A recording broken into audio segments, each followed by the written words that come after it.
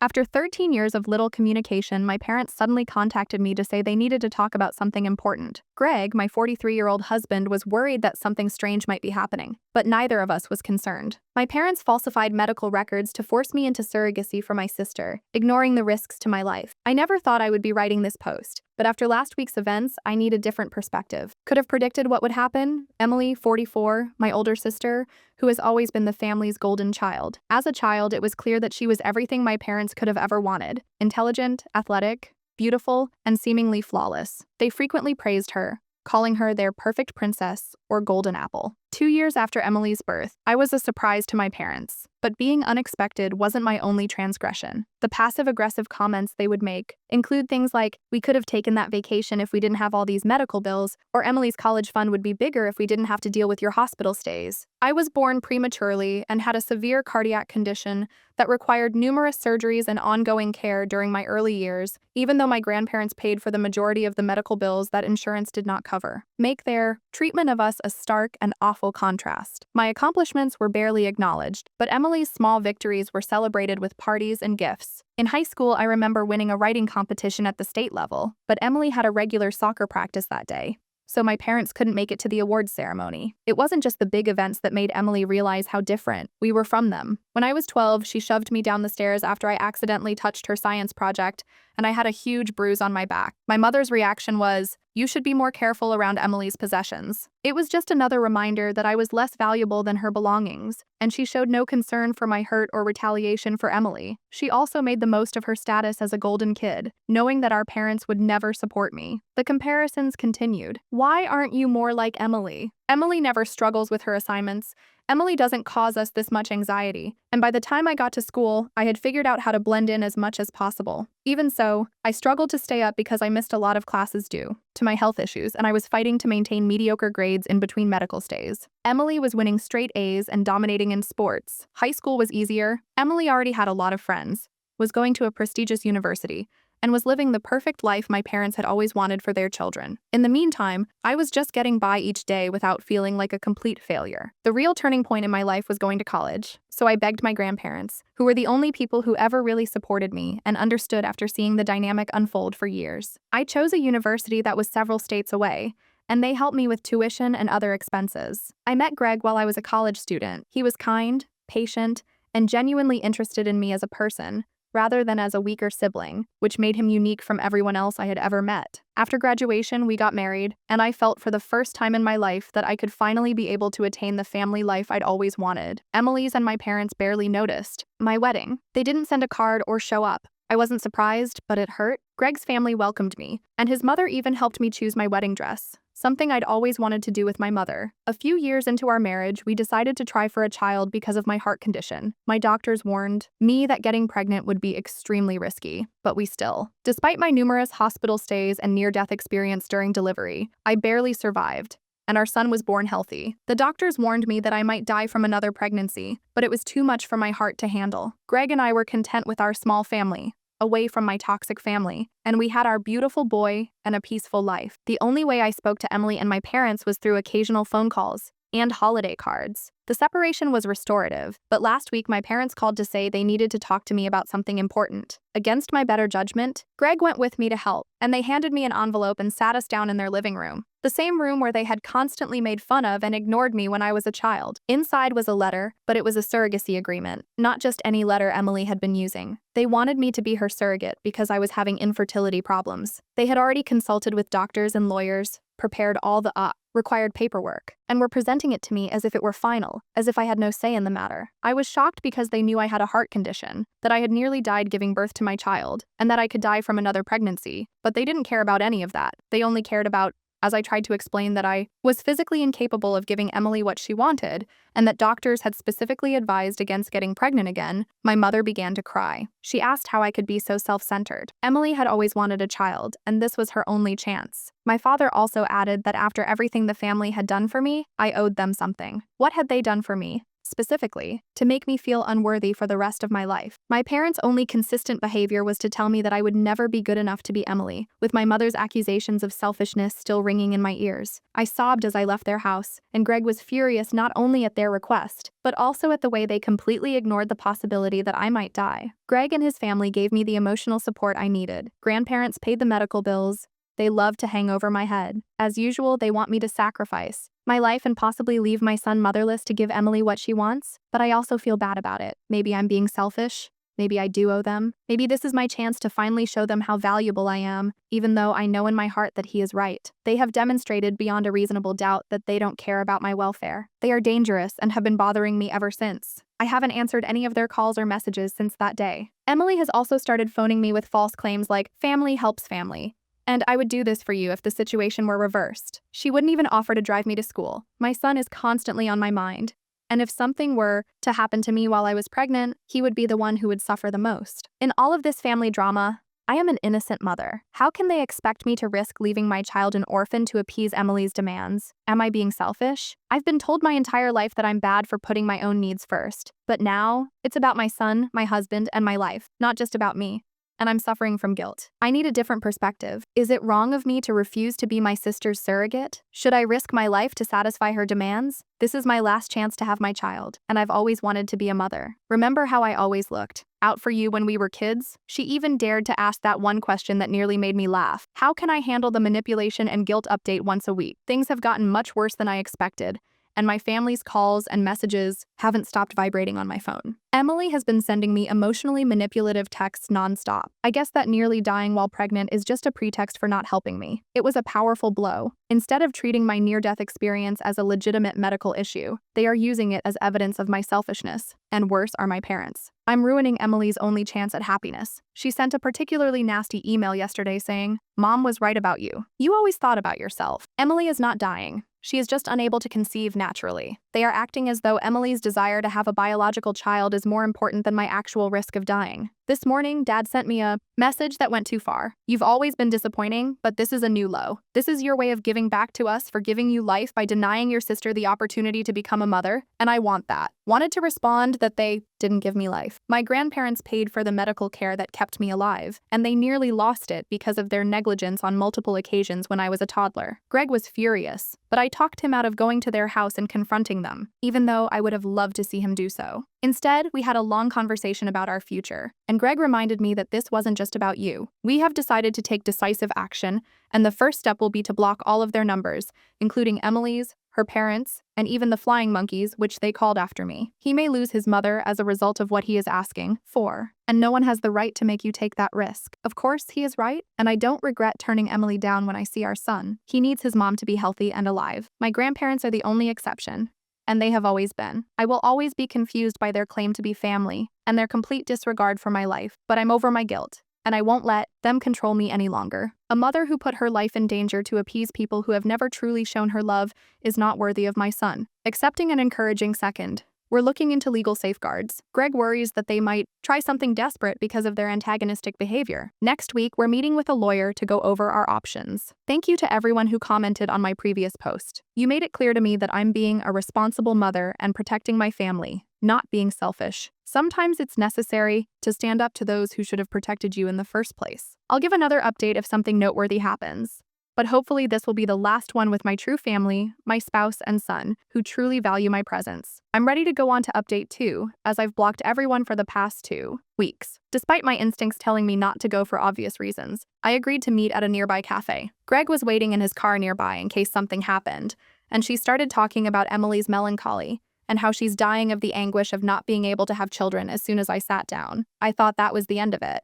But my mother managed to contact me using a temporary number, just the two of us, not Greg. I need to talk. My mother shoved a business card across the table and said, "The doctors say this is her last chance. According to one fertility expert, you two are a fantastic fit. They can keep a careful eye on your cardiac health." She said, "No, how are you?" No recognition of their prior actions, just a direct focus on Emily's misery in what was a prepared speech. When I brought up the fact that my doctors, who have known my medical history for years, dismissed it as a minor annoyance, have specifically forbidden me from becoming pregnant again. According to Emily's specialist, Doctors are always overly cautious, and the risks are manageable. When Mom started talking about family legacy and how Emily should receive more genetic inheritance than I did, the conversation took a darker turn. She did say that I've heard the same arguments about me being a flawed child my entire life. I should have known you'd be difficult, she replied. I felt strangely at ease as I left the cafe because I finally saw my mother clearly for the first time, not as a parent who didn't love me enough, but as someone who never saw me as a person, but rather as a tool to be used for Emily's gain. Greg asked how things went on the way home, and I told him about my mother's comments about family legacy and her rejection of my health. Emily has always made you jealous, so this is your chance to finally take action for the family. After a period of silence, he said, "You know what?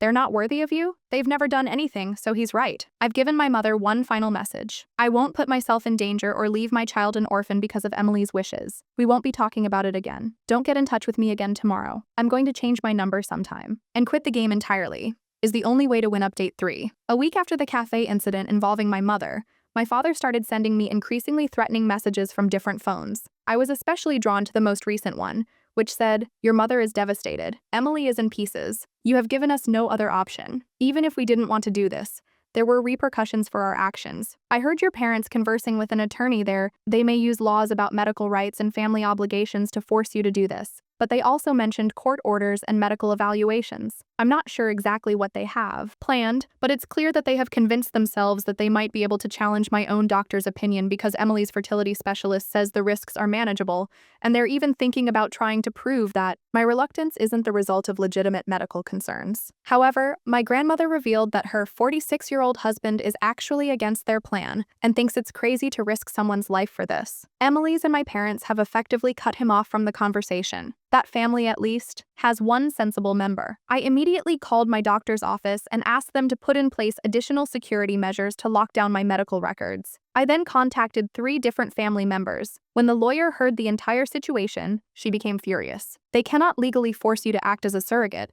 because that would be considered reproductive coercion and would not be tolerated by any court.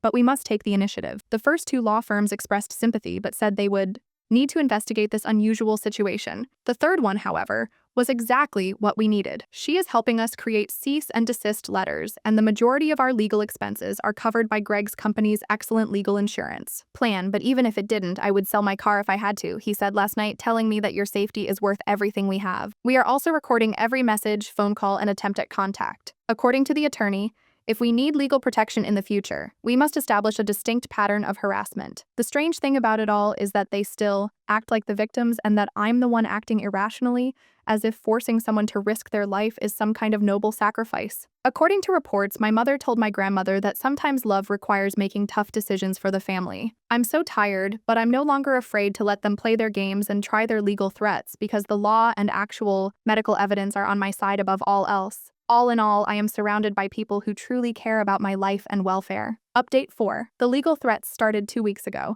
and now my entire extended family is embroiled in this nightmare at their recent family gathering, to which I was not invited. My aunt from Texas called yesterday and sobbed about having to watch Emily go through yet another failed IVF attempt. And the most disturbing part of the story is that my parents have completely changed it, according to my cousins. They've even implied that I'm deteriorating because I want to see Emily suffer. After all, I'm jealous of her success. What caught me off guard were the cryptic Facebook posts that my mother's sisters have started sharing about selfish family members and the importance of making sacrifices for family. Everyone in the family knows who they are referring to, even though they aren't. The one bright spot in all of this is my 39-year-old cousin Sarah, who personally contacted me to express her anger with everyone's actions. She wrote, "I recall how they treated you as a child. They're being crazy. Don't let them guilt you into this at the next family get-together." I've received messages from some distant relatives I haven't seen since I was a child, expressing their disappointment with my decisions. Encounters with my parents' partiality. These flying monkeys don't know that last night Emily's husband had a private conversation with Greg because he fears that she and my parents will wind up in legal hot water due to all of this harassment. He has tried to reason with them, but they aren't listening because they are so focused on reaching their objectives. I've already made up my mind, so last night I sent a mass email to my entire extended family that contained only the medical facts about my heart condition. Along I ended it by saying that my lawyer would handle any additional harassment and that I would no longer discuss surrogacy. I then blocked everyone in my family except for my grandparents and cousin Sarah, and Greg helped me create new social media profiles for close friends under a different identity. It's oddly liberating, but it feels like entering witness testimony. A statement from my cardiologist on the risks of getting pregnant again without any drama or accusations. Protection. Yesterday, my child asked me why we don't see grandma and grandpa anymore. I explained that sometimes we have to avoid people who don't respect our boundaries, even if they are family, even if it hurts our feelings. After thinking about it for a while, he said, "When Tommy at school doesn't stop when I say no, children are more capable of understanding than we realize. This entire experience has taught me that my true family isn't always the people with whom I share DNA." Update 5. I sent out a bulk email to the extended family a month ago, and the response was different from what I had feared, but exactly what you would expect: genuine peace. Thanks to my new phone number and secret social media profile, I was able to hear what is likely to be my mother's final words. "It's the people who love me unconditionally, respect my right to life, and value my presence above and beyond what I can do for others." My lawyer called me this morning to inform me that Emily had been contacted by her fertility clinic, which wanted to clarify that they had never given their consent. The message was, "You've let this family down for the last time. You put your self-interest ahead of Emily's happiness. You shouldn't anticipate being welcomed back." Oddly, I felt a great sense of comfort rather than pain as I read those words. I've always understood that my only worth was what I could do for Emily. The most surprising outcome of surrogacy agreements involving someone with my medical background is that neither Emily nor my parents seems to have mentioned my heart condition, which only goes to show how unconcerned they are about my welfare. I'm sleeping better than I have in years, and Greg has also noticed that I'm laughing more freely and smiling more in social situations. Our child is thriving in this brand new, drama-free environment, and we started Sunday board game nights as a new family ritual last weekend. As I sat there and watched him laugh with Greg, I came to the profound realization that this is how family should feel: safe, loving, and welcoming. Occasionally, my grandmother visits, but she always makes sure my parents aren't aware of it. The last time she did, she brought old photos of me as a baby that I had never seen before, and when I looked at them, I saw a happy little girl who had I want to thank everyone on Reddit who helped me along the way. Your comments made it clear to me that defending myself was a matter of survival rather than selfishness. You showed me that a true family doesn't require you to sacrifice yourself for someone else. I had no idea that she would spend decades trying to win affection that should have been given unconditionally. I'm finally giving that little child the protection she needed from those who never valued her. As there is nothing else to say, I will no longer be updating the story. I've closed the chapter on my dysfunctional family with the family I've chosen, the ones who genuinely want me to live to read to them. If you're wondering if it's wrong to shield yourself from a toxic family, the answer is no. Your limits are legitimate, your health is important, and your life has worth. Walk away from people who don't love you enough. Focus on writing new, healthier chapters. But wait a minute. Shortly after I shared this update, two unexpected things happened. First, my lawyer got a letter from Emily's fertility clinic stating that my parents had attempted to hide my heart condition by fabricating my medical records. The clinic is already filing a report on this illegal attempt at medical fraud. Secondly, Emily's husband had had enough and disclosed in the family group chat how my parents, the extended family, responded quickly, and the aunts and cousins who had been disparaging me stopped talking. My Texas aunt apologized over the phone, saying she was unaware of the attempt at medical fraud. He also revealed that Emily had planned to hide my illness from the doctors. Emily knew about my near-death experience during my pregnancy, but she had deliberately kept it a secret from everyone. Since then, several family members have stopped speaking to my parents. My parents' perfect story about their precious child was ultimately shattered by this, and Emily and my parents have been barred from all medical facilities connected to the reproductive clinic. According to my lawyer, they may face serious legal repercussions.